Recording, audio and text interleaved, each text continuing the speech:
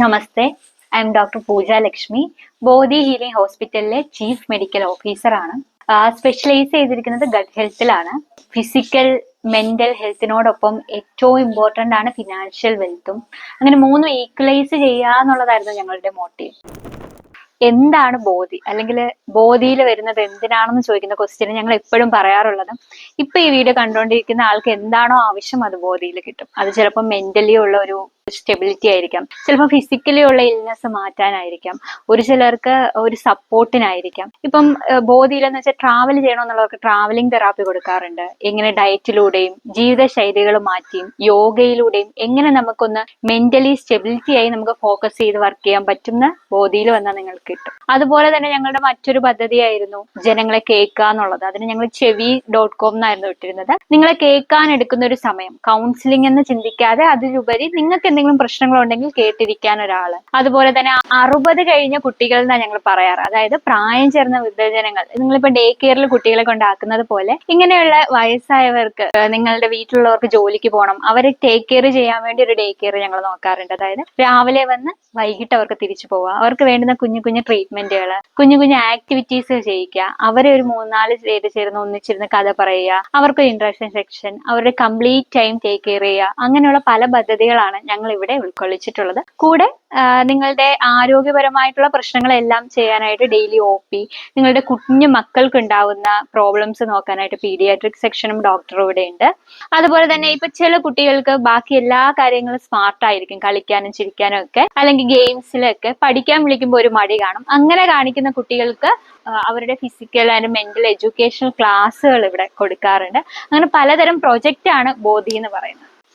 പലയിടത്തും ഞങ്ങളോട് ചോദിക്കുന്ന ഞങ്ങൾ ഐഡന്റിഫൈ ചെയ്യുന്ന ഒരു കാര്യമാണ് 1 രൂപ കൺസൾട്ടേഷൻ നടത്തുന്ന ഹോസ്പിറ്റലിന്. അതായത് ഇപ്പം ഗവൺമെന്റ് ഹോസ്പിറ്റലിൽ ചെന്നാൽ നിങ്ങൾക്ക് കൺസൾട്ടേഷൻ ഫീസ് 10 രൂപയായിരിക്കും. ഇവിടെ ഞങ്ങളെ ഡോക്ടേഴ്സിനെ നിങ്ങൾക്ക് നേരിട്ട് വന്ന് സംസാരിക്കണമെങ്കിൽ അതിന്റെ കൺസൾട്ടേഷൻ ഫീസ് 1 രൂപ തന്നെയാണ്. നിങ്ങൾക്ക് ഒരു വിഷമവും ഇല്ലാതെ വന്ന് കാണിച്ചതിന് ശേഷം നിങ്ങൾക്ക് തീരുമാനിക്കാൻ ട്രീറ്റ്മെന്റ് എടുക്കണോ, എങ്ങനെയായിരിക്കും നിങ്ങളുടെ ട്രീറ്റ്മെന്റ് ഫോക്കസ് ചെയ്യുക എന്ന്. അതിനുശേഷമായിരിക്കും ബാക്കി എല്ലാ ഫിനാൻഷ്യലി ഉള്ള നിങ്ങൾക്കുള്ള പ്രശ്നങ്ങളെല്ലാം പറയുക. അതിന് മുന്നേ കൺസൾട്ടേഷൻ ഫീസ് എന്ന് പറയുന്നത് തികച്ചും 1 രൂപയാണ്. ബുദ്ധന് ബോധോദയം വന്ന വൃക്ഷത്തിന്റെ പേരാണ് ബോധി. അതുപോലെ ഞങ്ങളെപ്പോലെ കുറച്ച് ചെറുപ്പക്കാർക്ക് ഒരു ബോധോദയം ഉണ്ടായി. ഫിനാൻഷ്യൽ സ്റ്റെബിലിറ്റി ആണ് ഏറ്റവും ഇമ്പോർട്ടന്റ് ആയിട്ട് നമ്മുടെ ലൈഫിൽ വേണ്ടതെന്നും അതെങ്ങനെ അച്ചീവ് ചെയ്യാന്നുള്ള ഒരു തോട്ടിന്റെ ഫലമായിട്ട് ജനിച്ചൊരു കുട്ടിയാന്ന് പറയാം ഞങ്ങളുടെ ബോധി. വളർന്നിട്ടിരിക്കുകയാണ്. പക്ഷെ 1 വർഷം കഴിഞ്ഞപ്പോഴേ ഞങ്ങളുടെ മനസ്സിലൊക്കെ തോന്നിയ കാര്യമാണ്, പണം എന്ന് പറയുന്നത്, പണ്ടൊക്കെ പറയും പണത്തിന് മേലെ പരുന്തും പറക്കില്ല എന്ന്. പക്ഷെ പണം എന്ന് പറയുന്നത് ഏറ്റവും ഇമ്പോർട്ടന്റ് ആണെന്നും അതിൽ എത്തിച്ചേരാൻ എന്തൊക്കെ കഷ്ടപ്പാടുകൾ സഹിക്കണമെന്നും എങ്ങനെയൊക്കെ നമുക്ക് ഒരു അച്ചീവ്മെന്റിൽ എത്താമെന്നും ഞങ്ങൾ ഇപ്പോഴും പഠിച്ചിട്ടിരിക്കുന്ന ഒരു പ്രോജക്റ്റാണ് ബോധി എന്ന് പറയുന്നത്. അതുകൊണ്ടാണ് ആരോഗ്യം മാത്രം ഫോക്കസ് ചെയ്യാതെ മെന്റൽ ഹെൽത്തും അതിലേക്ക് എന്തൊക്കെ പുതിയ പ്രോജക്റ്റുകൾ കൊണ്ടുവരാൻ. ഞാൻ നേരത്തെ പറഞ്ഞായിരുന്നു ട്രാവലിംഗ് തെറാപ്പി. അതെന്ന് പറയുന്ന ഒരു കൂട്ടം ഫ്രണ്ട്സ് വരികയാണെങ്കിൽ അവർക്ക് കംപ്ലീറ്റ് ആയിട്ട് ഒരു 3 days കൊടുക്കുക, ആരോഗ്യപരമായിട്ടുള്ള ട്രീറ്റ്മെന്റുകൾ കൊടുക്കുക, കൗൺസിലിംഗ് കൊടുക്കുക. ലാസ്റ്റ് ദിവസം അവരെല്ലാം ഉൾപ്പെടുത്തി ഒരു ട്രാവലിംഗ് തെറാപ്പി പോലെ, ഒരു സ്ട്രേഞ്ചേഴ്സ് ട്രിപ്പ് എന്നൊക്കെ കേൾക്കുന്നത് പോലെ തന്നെ മറ്റൊരു പദ്ധതിയാണ് ഈ ട്രാവലിംഗ്. ഒരു ഡേ ഫുൾ അവരെ കൊണ്ടുപോവുക, അവിടെ കുറെ ആക്ടിവിറ്റീസ് വയ്ക്കുക, തിരിച്ചു വരിക. ബോധി വന്നതും പോകുന്നതും തമ്മിൽ അവർക്കൊരു നാണയത്തിന്റെ ഇരുവശങ്ങളായിട്ടുള്ള ഡിഫറൻസ് തോന്നണം എന്നായിരുന്നു ഞങ്ങളുടെ ആഗ്രഹം. അത് കംപ്ലീറ്റ്ലി സക്സസ് ആയിട്ട് കൊണ്ടുപോകാൻ ഞങ്ങളെ കൊണ്ട് സാധിച്ചു. അതുപോലെ തന്നെ ഇങ്ങനെ വന്നവരിൽ നിന്നാണ് ഞങ്ങൾക്ക് അടുത്ത 60 വയസ്സ് കഴിഞ്ഞ കുട്ടികളുടെ പ്രോജക്റ്റ് ഓർമ്മ വന്നത്. അതായത് ഈ വീട്ടിൽ ഭയങ്കര ഡിപ്രസ്ഡ് ആയിട്ട് ഏറ്റവും കൂടുതൽ തോന്നിക്കുന്നത് പ്രായം ചെന്നവരാണ്. പ്രായം ചെന്നവർക്ക് ജീരിയാട്രിക് സെക്ഷൻ എന്ന് പറയുമ്പോൾ നമ്മൾ എപ്പോഴും അസുഖങ്ങളാണ് ഓർമ്മ വരുന്നത്. വാർദ്ധക്യം എന്ന് പറയുമ്പോഴേ അങ്ങനെയാണല്ലോ ഓർക്കുക. പക്ഷെ അതല്ല, അവർക്കും നിങ്ങളൊന്ന് ആലോചിച്ച് നോക്കൂ. നിങ്ങളുടെ ഈ ചെറുപ്പകാലത്ത് ഭയങ്കര ആക്റ്റീവായിട്ട് ഇരുന്നിട്ട് വയസ്സാവുന്നതനുസരിച്ച് നമ്മൾ മുന്നേയൊക്കെ ചെയ്ത ഒരു ആക്ടിവിറ്റി അത്രയും സ്പീഡിൽ ചെയ്യാതാവുമ്പോൾ ഉണ്ടാവുന്ന ഒരു മാനസിക വിഷമമുണ്ട്. അതിന്ന് അവരെ ഒന്ന് മാറ്റുക എന്നുള്ളതായിരുന്നു നെക്സ്റ്റ് പ്ലാൻ എന്ന് പറയുന്നത്. അങ്ങനെ ഒരു 3-4 60 കഴിഞ്ഞ കുട്ടികൾ ഇവിടെ വരികയും അവർക്ക് എന്നുള്ള ആക്ടിവിറ്റീസ് കൊടുക്കുകയും അവരെ കംപ്ലീറ്റ്ലി സക്സസ്ഫുൾ ആയിട്ട് ഞങ്ങൾക്ക് വിടാനും സാധിച്ചിട്ടുണ്ട്. അതൊരു ഡേ കെയർ എന്നൊക്കെ പറയുന്ന പോലെ മറ്റൊരു സങ്കല്പമായിട്ട് നോക്കാം. നിങ്ങൾക്ക് വീട്ടില് അത് അച്ഛനും അമ്മയും നോക്കുന്ന മക്കള് പുറത്ത് ജോലിക്ക് പോകുന്നവർക്കൊക്കെ അവർക്കും ഭയങ്കര റിലീഫ് ആയിരുന്നു ആ പദ്ധതി എന്ന് പറയുന്നത്. പിന്നെ എൻ്റെ ഒരു ചൈൽഡ്ഹുഡ് നോക്കുകയാണെങ്കിൽ ഞാനൊരു സിംഗിൾ പാരന്റഡ് ചൈൽഡ് ആയിരുന്നു. എൻ്റെ അമ്മ ഒത്തിരി എത്തിപ്പെടാനായിട്ട് വിഷമിക്കുന്ന ഞാൻ കണ്ടിട്ടുണ്ട്. കാരണം അന്നത്തെ സ്ത്രീകൾ എപ്പോഴും ഫിനാൻഷ്യൽ വെൽത്തിന്റെ ഇമ്പോർട്ടൻസ് പറഞ്ഞിരുന്ന അമ്മയാണ്. അതായത് സ്ത്രീകൾ ഒത്തിരി ബുദ്ധിമുട്ടാനും എൻ്റെ അമ്മയ്ക്ക് എഡ്യൂക്കേഷൻ ഉണ്ടാവുന്ന ഒരു കുറവാണ് കുറച്ചും കൂടി സ്ട്രഗിൾ ചെയ്യേണ്ടി വന്നതെന്നും ഞങ്ങളോട് നന്നായിട്ട് പഠിക്കാനുമായിരുന്നു ഏറ്റവും കൂടുതൽ പറയുന്നത്. എന്തെങ്കിലുമൊക്കെ സങ്കടം വന്നാലും കരയരുത്, കരയരുത്. കരഞ്ഞു കഴിഞ്ഞാൽ മുന്നിലിരിക്കുന്ന ആ സമ്മാനം നമുക്ക് കിട്ടില്ല എന്ന് പറയുന്ന ഒരു കാര്യം ഞങ്ങളുടെ തലയിൽ അങ്ങനെ ഫീഡ് ചെയ്ത് വെച്ചത് എന്റെ അമ്മയാണ്. അതിനുശേഷമാണ് പഠിച്ചതും.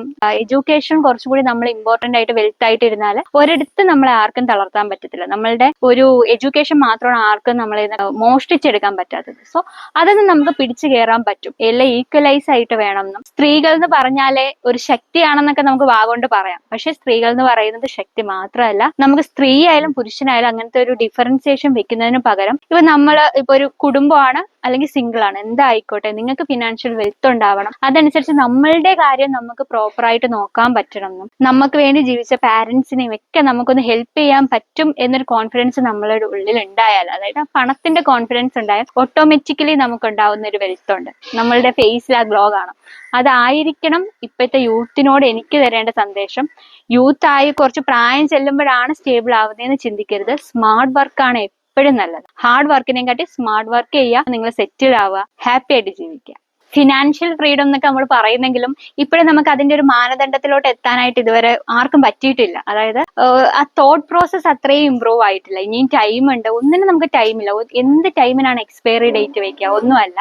ഇപ്പൊ ഫിനാൻഷ്യൽ ഹെൽത്ത് ഈസ് വെൽത്ത് എന്ന് പറയുന്നത് പോലെ വെൽത്ത് ഈസ് വെൽത്ത് തന്നെയാണ്. ഈ വെൽത്ത് ഉണ്ടെങ്കിലേ നമുക്ക് ഹെൽത്ത് ആയാലും മെന്റൽ സ്റ്റെബിലിറ്റി ആയാലും, ഈവൻ നമ്മളൊന്ന് വിഷമിച്ചാലൊന്ന് യാത്ര പോകണമെങ്കിൽ നമ്മൾ ചിന്തിക്കാൻ പാടില്ല നമ്മളതിൽ കാശുണ്ടോ, അങ്ങനെ എന്ത് ചെയ്യും, എങ്ങനെ ഒപ്പിക്കും എന്ന് ചിന്തിക്കുന്നതിന് പകരം നമ്മൾ ഫിനാൻഷ്യലി സ്റ്റെബിലിറ്റി ആയി കഴിഞ്ഞാൽ നമുക്കൊരു മെന്റൽ ഫ്രീഡം കിട്ടുകയും നമുക്ക് കുറച്ചും കൂടി ഉയരങ്ങളിലേക്ക് അച്ചീവ് ചെയ്യാനും ഒരു കോൺഫിഡൻസ് ലെവൽ കൂടുകയും ചെയ്യും. സോ എല്ലാവരും അതിനോട് പ്രയത്നിക്കുകയും അതിനൊരു ഏജ് ലിമിറ്റ് വെക്കുകയും ചെയ്തതാണ് എന്നെ കാണുന്നവരുടെ എല്ലാവരോടും എനിക്കുള്ള റിക്വസ്റ്റ്.